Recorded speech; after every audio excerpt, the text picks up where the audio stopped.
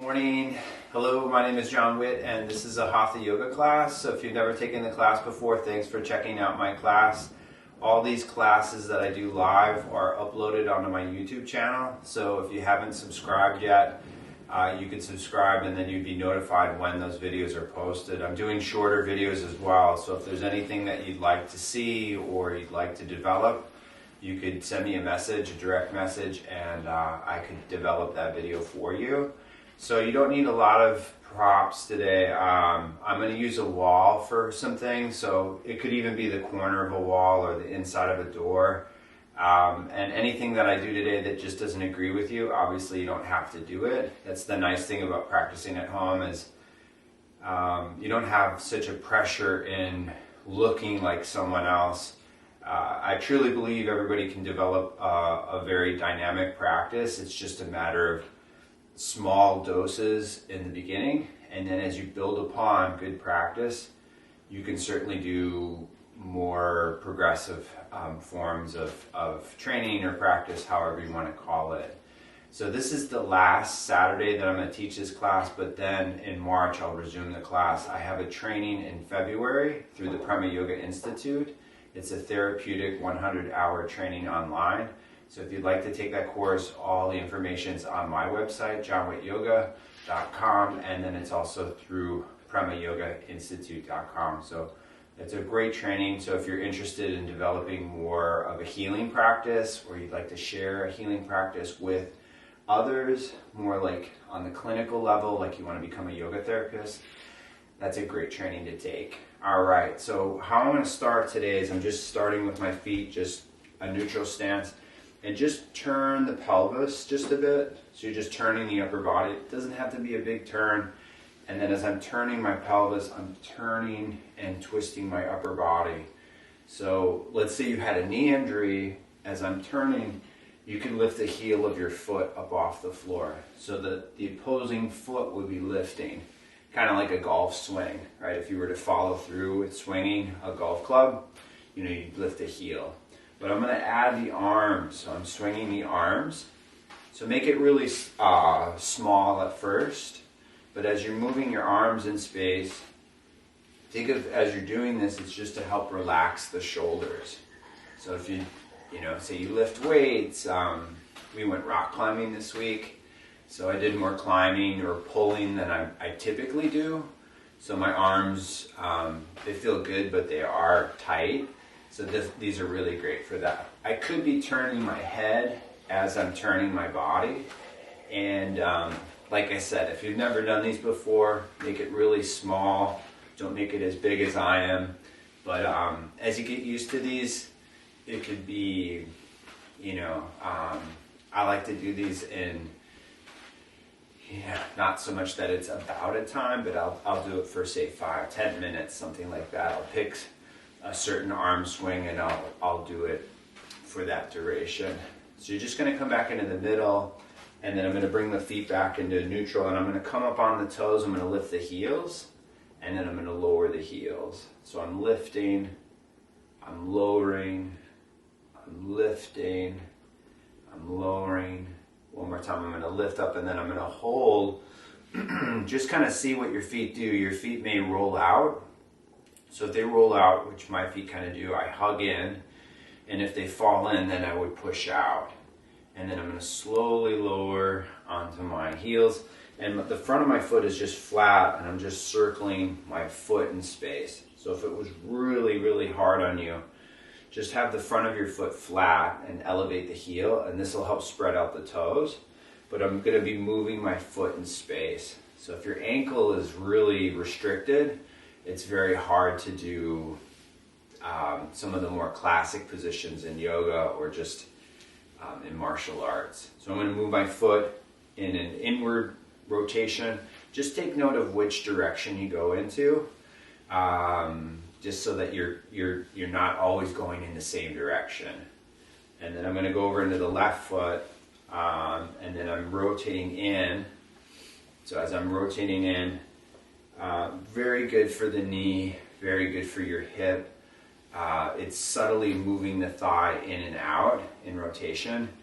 But as we age, you'll notice that the foot becomes more and more restricted. So you can circle the foot in the opposite direction. So just moving it around in space. So I'm going to be working more on like lunging, like kind of expanding your positions, more active, but kind of stretching your boundaries. Because the bigger the shapes become, I think it's really good to be able to move in and out of poses, like at any time. But it doesn't have to be as big as I am. So that, but it'll help with back bending, just having more space throughout the body. So I'm just going to do some air squats. So I'm taking my arms forward for a counterbalance, and you don't have to sit as low as I am. You could sit lower if you wanted to. It could be just a quarter squat. But when you are squatting,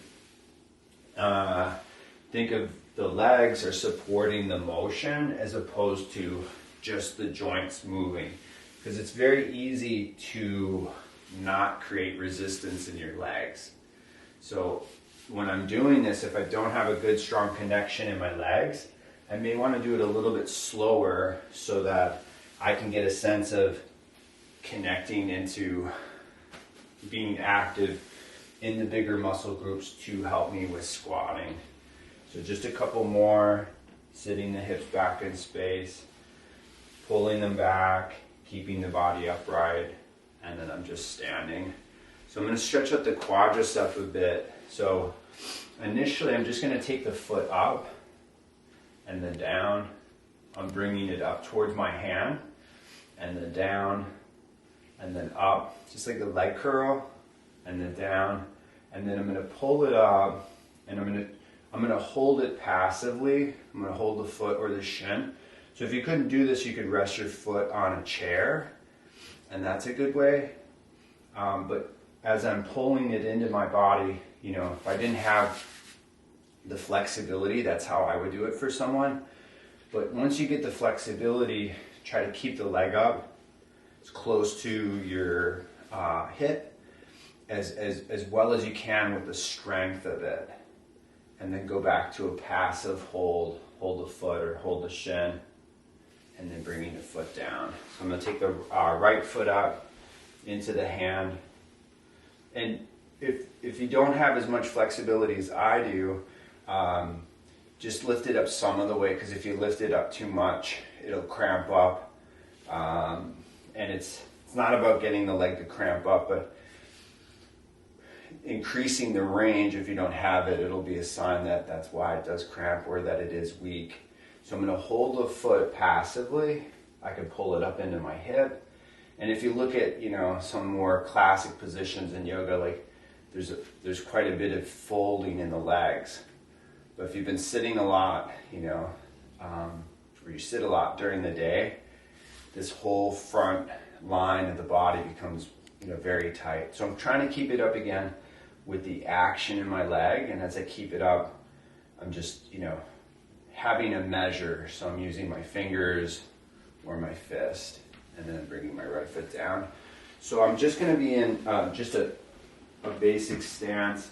I'm going to bend my knees, and then I'm going to step my left foot back. And then with my left foot back, I'm just kind of moving the weight around where I'm in this longer stance here.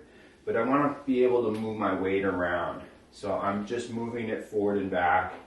And then as I get the right kind of stance, I'm going to bring the left heel down, and I'm going to take the arms up overhead.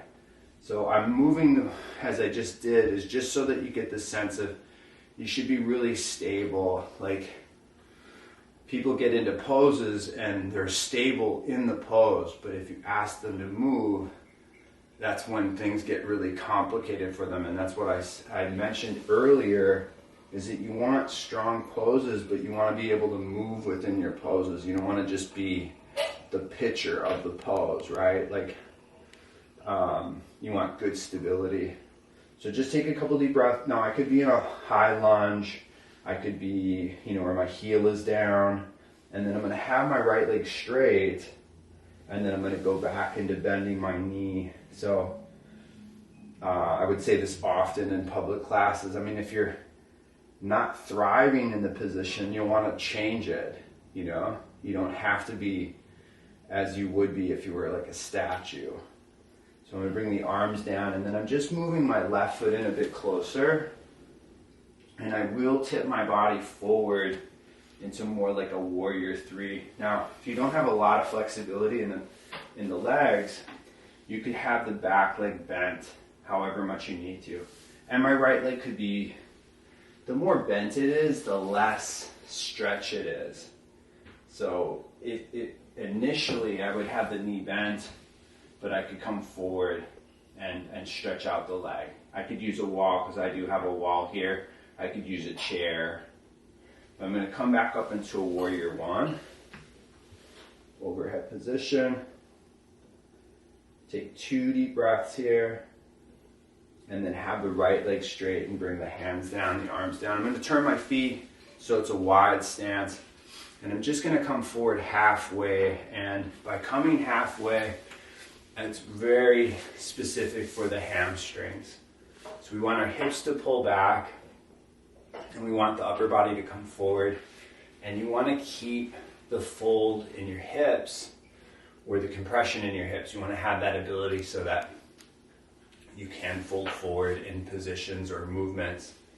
So I'm going to come up. I'm going to do that one more time. So when I come forward, just kind of see where the angle is, where it gets difficult for you. So even though I can go further, I'm keeping it upright so it's very isolated and specific in the hamstrings.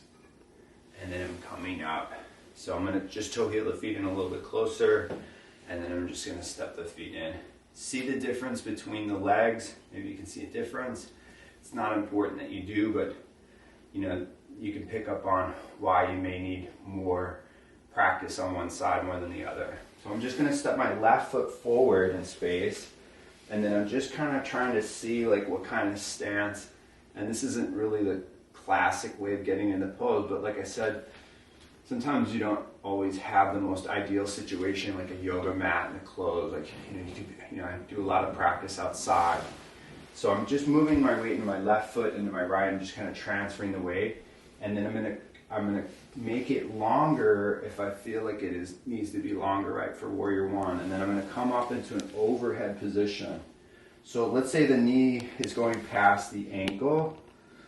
You can make the stance longer if you want more of a stretch. If you want to make the leg stronger, that's a good way too. Often in yoga it's viewed as incorrect, but it's not necessarily wrong. It's just a little bit more, it's not efficient. So I'm going to have the left leg straight, and then I'm going to go back to bending the knee.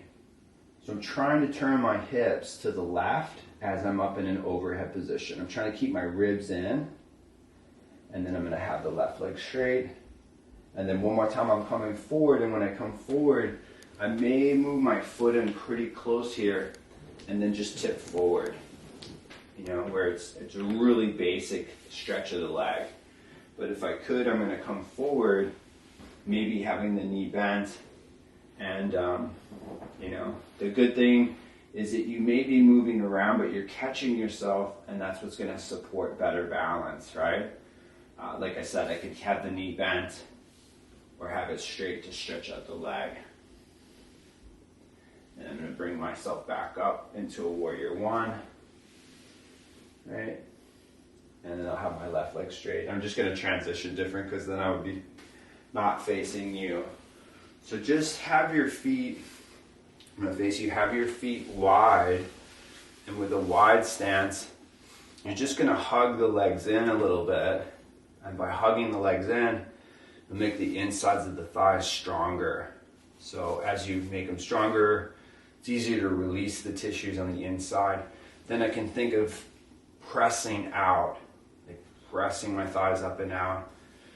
Like if you were on a really soft surface, like frog pose, like hugging in and pushing out is a very, very good way of developing more range within your pelvis, right? So I'm going to hug in again, squeezing in, and then I'm going to push the thighs apart, like creating more and more space in the thighs. And it could be done, passively, like if you had like a physio ball or a small stool, right? You can increase the range. But I want to stay active in these positions. Like I said, I want to be able to move from them. So I'm going to toe heel my feet in a little bit closer, and then I'm going to step my feet back into the middle.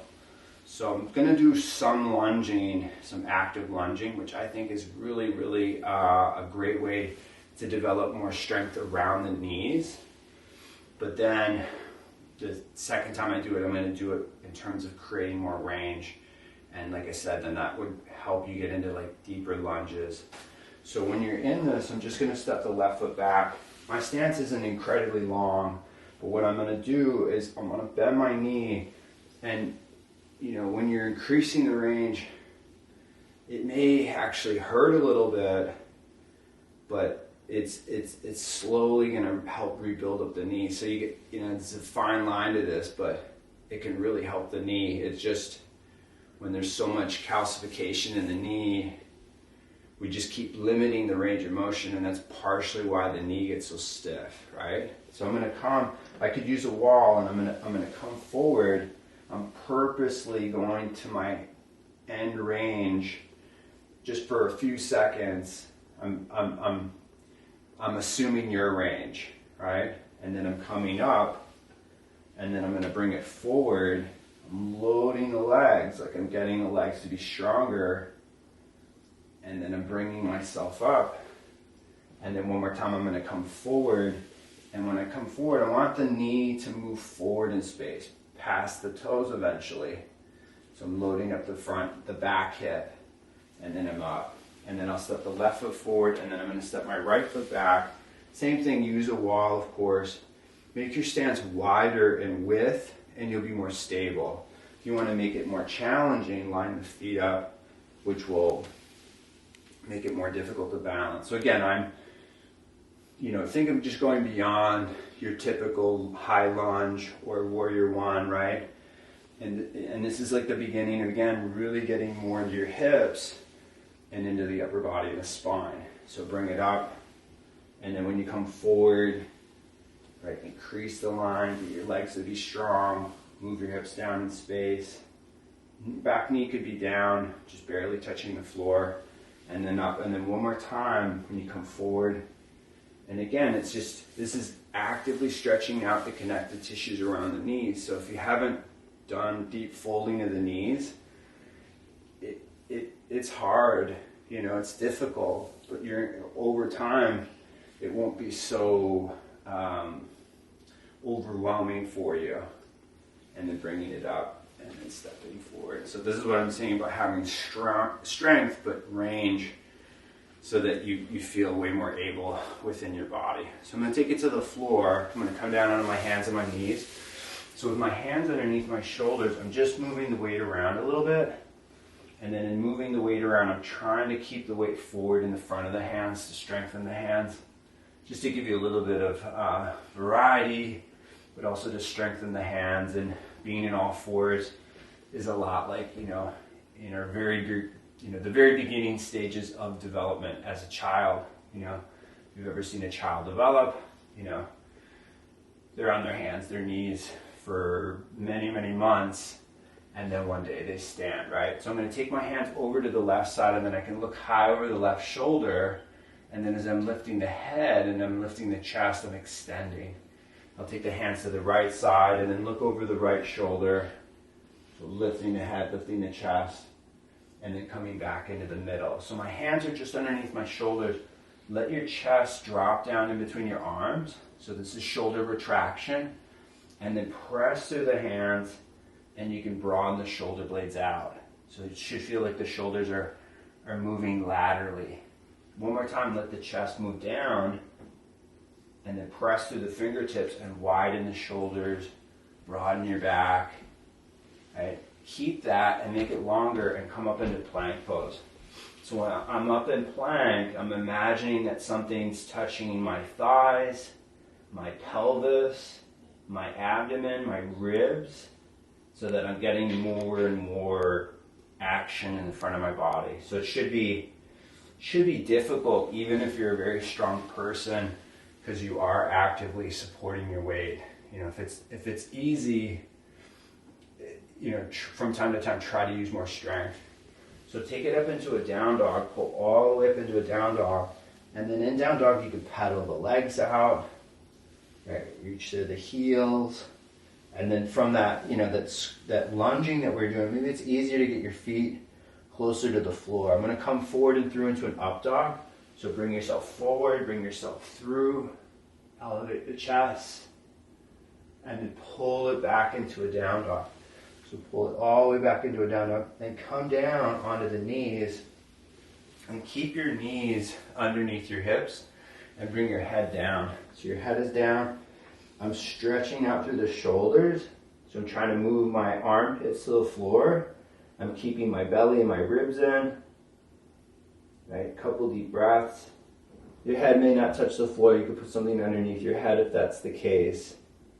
And then coming back up into an all four position. So I'm going to come down onto the elbows of forearms. And the same thing applies. I'm pushing through the arms to broaden out the shoulders, to broaden out the back.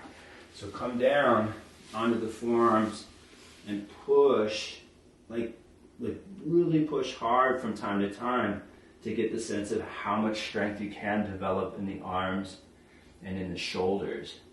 Then lower the hips, lower the pelvis, and just move the weight around a little bit in the pelvis because you may be a little bit uneven in the pelvis. Very common. I'm going to look over my right shoulder. I'll look over my left. I'm going to look center. And just again, I'm just trying to increase a longer line as I keep my hips down.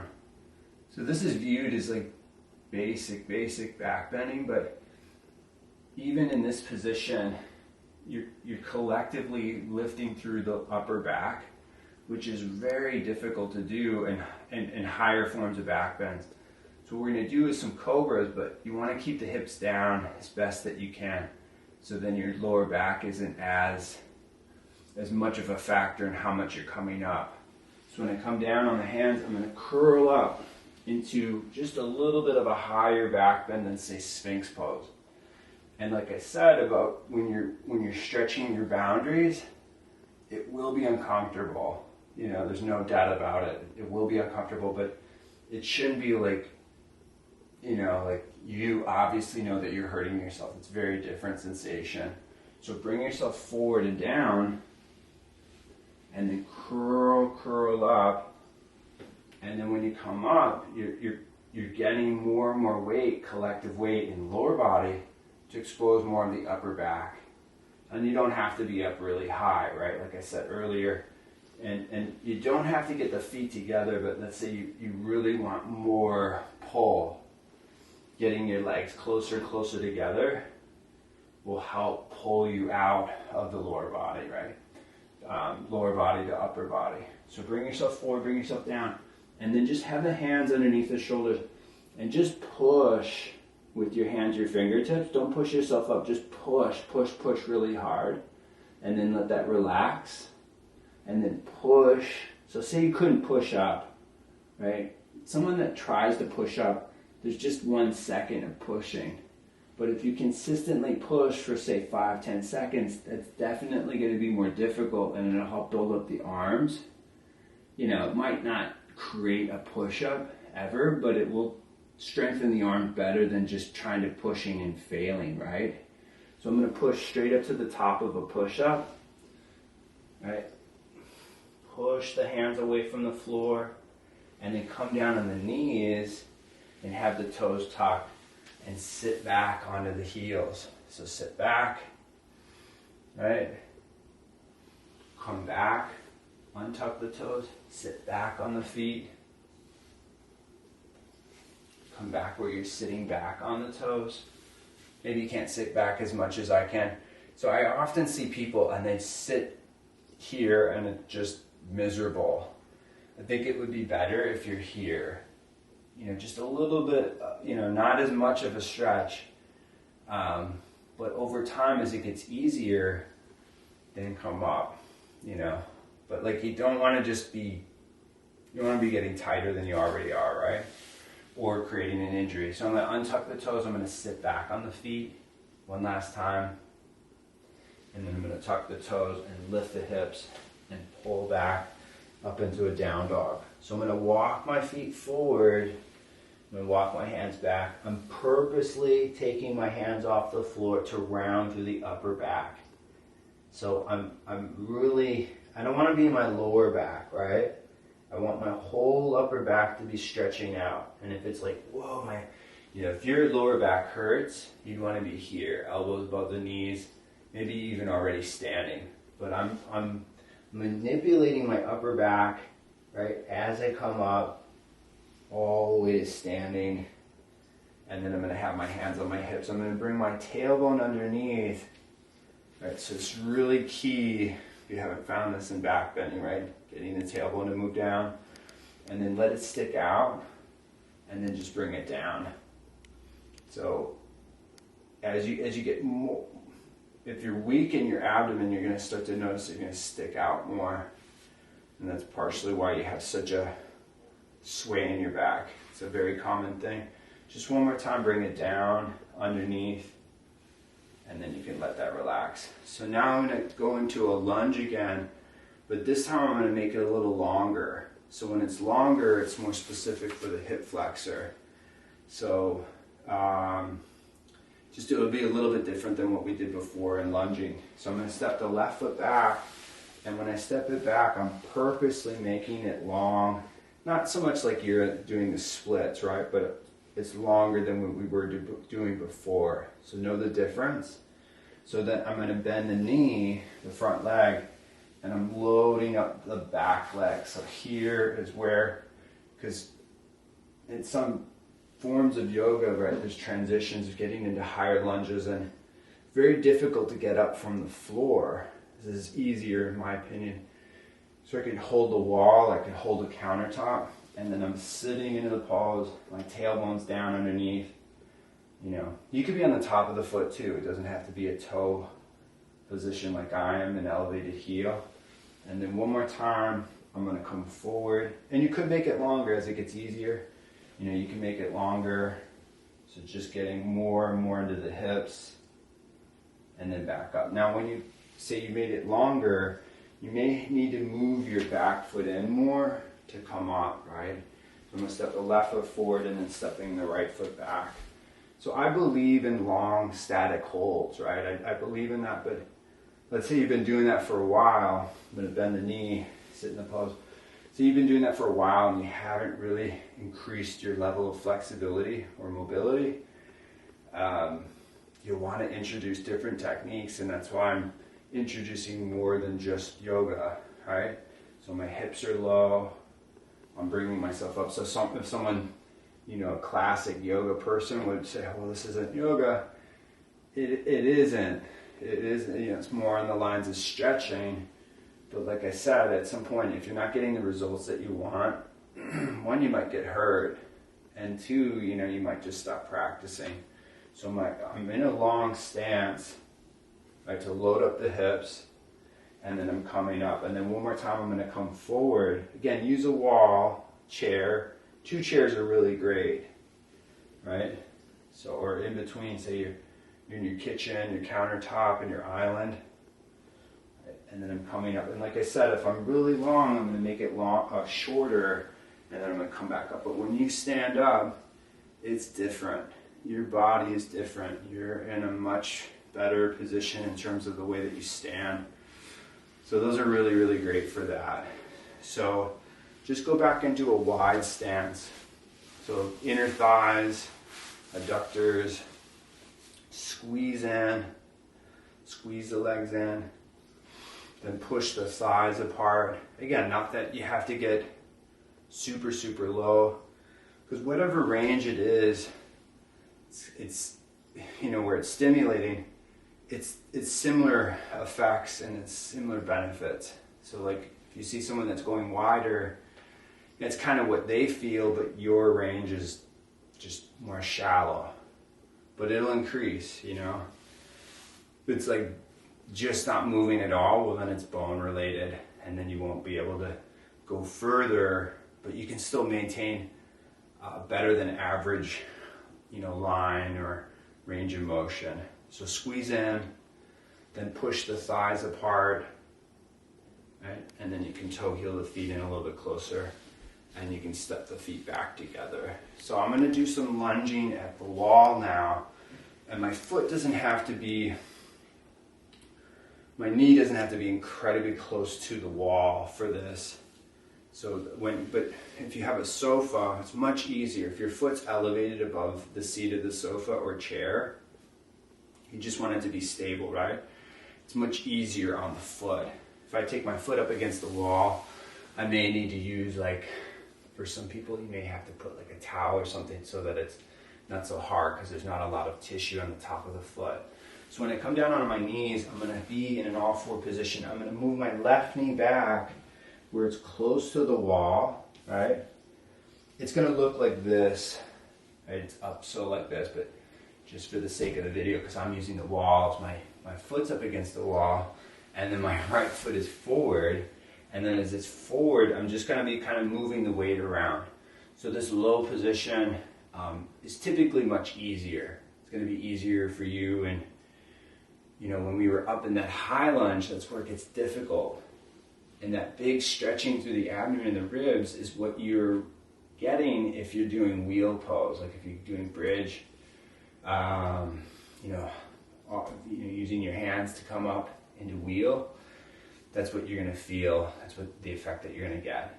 But just come up onto blocks or come up onto your thigh. And this is where it gets a much bigger stretch, but this is where, you know, like I said about sitting, this is where it gets complicated for people because it just gets so chronically tight. You could be pitching forward. This is not incorrect. It's just where you may have to be. And then I'm going to come down with my hands, and then I'm going to bring my right knee back. So both feet can be back, knees are back. And then I'm going to step my left foot forward. If it's very difficult for you to move your foot forward, the left foot forward, be up on blocks. Have the left foot forward, and then just kind of move the weight around side to side, which is helping to move the bones in space in this type of position. So I'm just kind of moving it around, right? Maybe you don't need it as much on one side, right? But I'm going to come up, and when I come up, I'm up on blocks. Imaginary blocks. You could be on your blocks. I could come up on my thigh, and you know, not that you have to go back further, but the further you go back, right, the bigger the stretch is. So I would only say go back is if you don't really feel much in this position. I'm pretty good in this range. Not gonna win any awards or anything like that, but I'll go back if I need to go back on a day, and some days I won't go back. Right? Depends on what type of practice I'm doing. And then what I'm going to do is I'm going to come back down, and then I'm just going to sit back on my feet. So if you can't sit on your feet, sit on a block, right? Just to give you a little bit of a break. But as you're sitting here and you're more, these positions get easier and easier. So that's the nice thing about that, because it'll help support your seated practice, right? But I'm going to do this again, but you may need to pad up your knees. I didn't fold up the mat, but that's something that I would do. So any kind of slight discomfort in the knee, be on a softer surface. As you develop more flexibility, you know, you could do it on hardwood floors.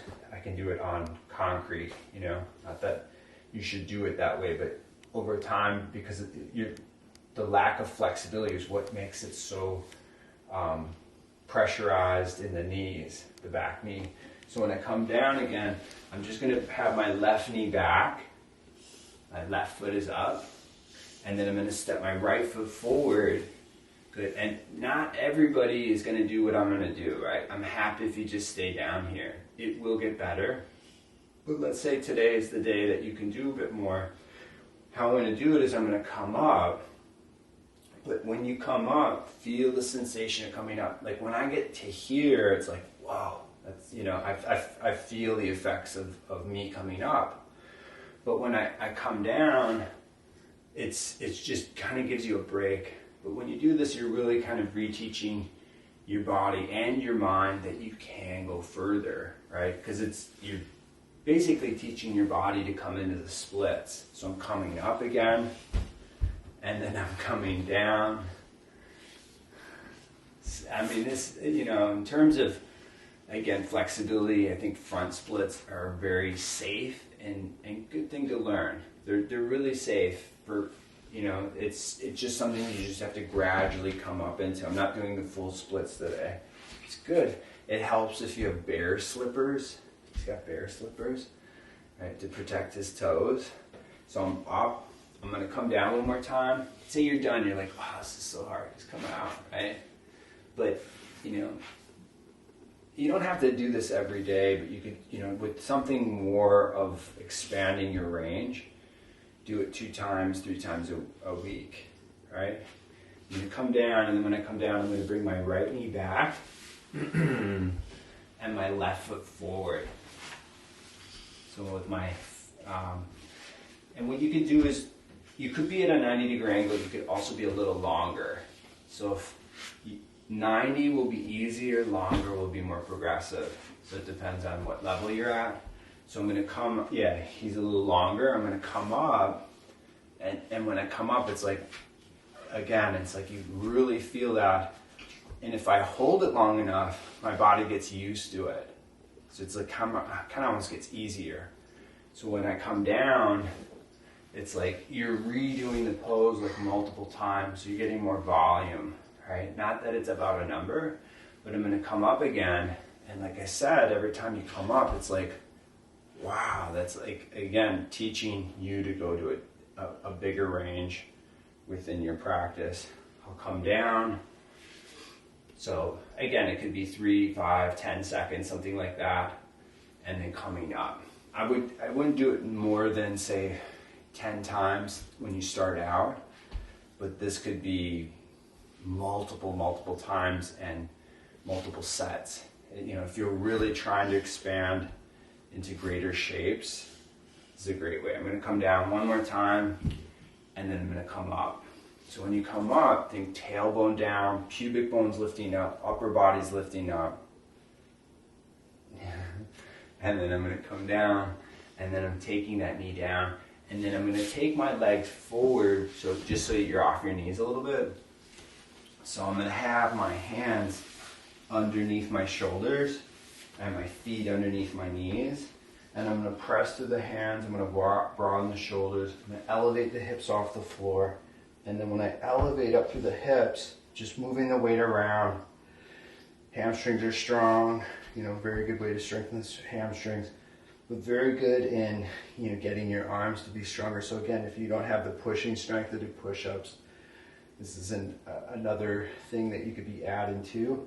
So we're going to bring the hips down and just taking the hips forward towards the feet and then moving the hips back towards the hands. So kind of like what I was saying about the lunge, I'm moving forward just for a few moments. And some people would say, oh, that's doing nothing because it's too short.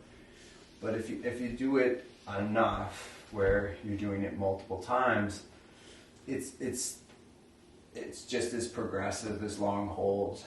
It just does your body develop better from longer holds, or kind of what I'm using today. And you can use both. You don't have to be like, I'm just only doing this technique. If you don't necessarily know what technique's better for you, stick with one technique for like a month, and then change change the theory of your practice. And then, you go with what actually is working better for you. But I just know with some people, they're very stiff. And I've tried the long hold approach with them, and it didn't work. I'm not saying that it doesn't work for everybody, but it didn't work for some people. So that's why I used multiple ways of practice. So just come back and then take the arms around the legs and then push the knees out of the arms. So I'm just pushing out, creating some space in my back. And then I'm going to just come into a seated position. So I'm just sitting cross-legged. My hands are beside me. And then just kind of notice, because we did more hip opening than I typically do in like active hip opening. Didn't say like, the regular Saturday class. So maybe see a difference in the way that you sit, right? I'm going to take my left hand to the left and reach my right hand to the right. And as I'm here, like I said, you can hold it high, which is very good, but you could also get low, where you could get your elbow to the floor, or you could get your hand behind your head. Really great up against a wall or a piece of furniture. Like so good in developing the body. So I'm going to take the right arm out to the right, bringing myself up, taking my right hand to the right side, and explore leaning forward with the upper body, or be off to the side, or, you know, but I'm going to get down with my elbow. I'm going to take my hand behind my head, and then lifting my chin, lifting my chest, turning my head towards my top arm, and then coming up. And then as you come up, have the feet together, have the knees wide, and push your knees apart. Drive your legs apart. I'm thinking more width rather than down with my knees. And then as I'm pushing my legs apart, I'm creating more and more space in the pelvis, right? And then I'm going to let that relax. And then I'm going to drive the legs apart. So some of it is weakness in the hips, and some of it is just tightness, right? You know, the range, why someone can't flatten out is, you know, often it's just, you know, the tissues are really tight. They're not just weak, but weakness is part of it. Yeah, it's really good. It's good. And then I'm going to come back into sitting in a cross-legged position. So sitting nice and upright. Just going to do a counter twist. So I'm going to have my right hand on my left knee, and then my left hand is back behind me. Try to keep your chin in line with the center of your chest. So just be more specific in turning through the torso without turning the head. So intuitively, you're going to want to turn the head. And it's not incorrect to turn the head, but you'll notice that you're twisting more from your neck than from your thoracic. And that's the majority of your spine, which you want to be, you know, I'm not twisting my head so that I'm making it more and more specific into the upper back. So you can bring the left hand. So sometimes I'll have my hand into my chest so that it tells me that I'm not turning my head. Like it forces me to keep my head in that same line. Once you get it, then you don't have to use your hand to develop that. But as I'm looking over the right shoulder, I'm trying to lift myself up. And then twisting back or coming back in the middle. All right, so I hope that class is good for you. Like I said, I like the ways that I showed you today because you can do it anywhere. It's actually a little bit easier in sneakers. So like when you go for a walk, after your walk, just set a timer. Just do the variations that I use for 5-10 minutes, something like that. And you'll see that you can develop a much greater range of motion. And I don't necessarily know the video, but if you look up just calisthenics, Chinese calisthenics, like if you go to China, right, you'll see like an old population doing splits and crazy practice, but you know, they've been doing it for years, right? But it's something that you can learn these things as well. It's just you have to slowly work up to them. You know, you don't have to continue to just do the standard practice, which is good, right? But if you really want to develop it more, you can learn a greater way if you so too desire to. All right, have a beautiful weekend. If you'd like to take class with me tomorrow, it is at 10 a.m.